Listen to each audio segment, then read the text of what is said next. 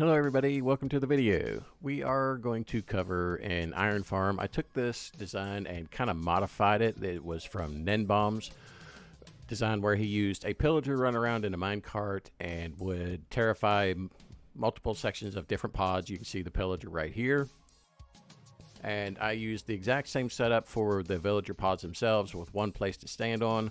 I do have mine spread out further apart. They're 17 block apart. In this version, and I'm using a redstone clock to expose the villagers every 37 seconds or so. I have a stack and a half of items in an etho hopper clock going into a decay clock, you can see right here, and then I'm going into a blah blah blah. You kind of get the point. Let me redesign this real quick. I can just shorten this up and eliminate some of the redstone. So let me pause the video or the recording. I will be right back.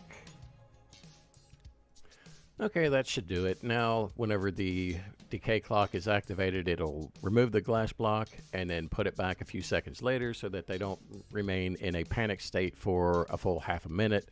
However, I do have an updated design of this. I moved the pods closer to improve the spawn attempt chance. Given the proximity right now, it actually doesn't spawn more than 1 or 2 golem most of the time. So let's move on to the next design and we will take a look at it. Okay, here we are at the new design, and I actually doubled up on it to show that it is kind of scalable. I put a torch tower up the center here to turn it on and off. It's a little bit expensive on the redstone. I made it more compact as far as the villager pods themselves, and the distance between these two modules as a whole should be just about right. You could probably spread them a little bit further apart to make it a safer bet that, you know, one side doesn't detect the golems spawn on the other side type of thing. Let's go ahead and turn this on. We will go up here and take a watch.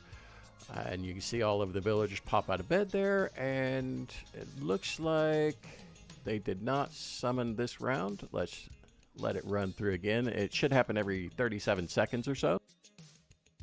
And there may be an issue because I did paste this into the world via schematic, but we shall see. I might need to check the redstone and have a look, but I'm going to let it run its course first.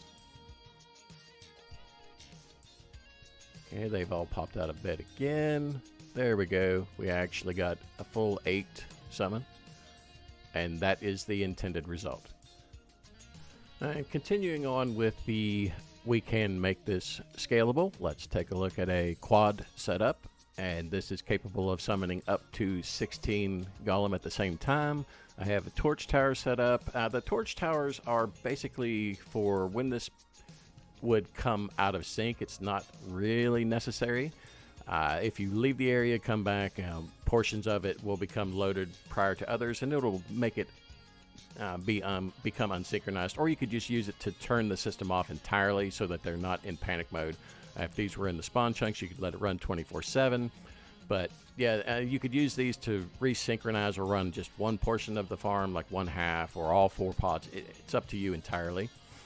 What this can do is you could lock it down, shut it down, and then let everything cycle through to a complete stop. Then turn it back on, and everything should become synchronized, and they'll all become panicked at the same time, and all make the attempt to summon a golem at exactly the same time, so that you could synchronize the farm and make it a little more efficient in doing so. Beyond that, that is basically it for this video. I do hope you enjoyed. You can see it is currently, I pasted this in. There's probably some redstone missing. Let's go take a look here. But anyway, I'm going to go ahead and close the video for now. Thank you for watching, and you have a great day.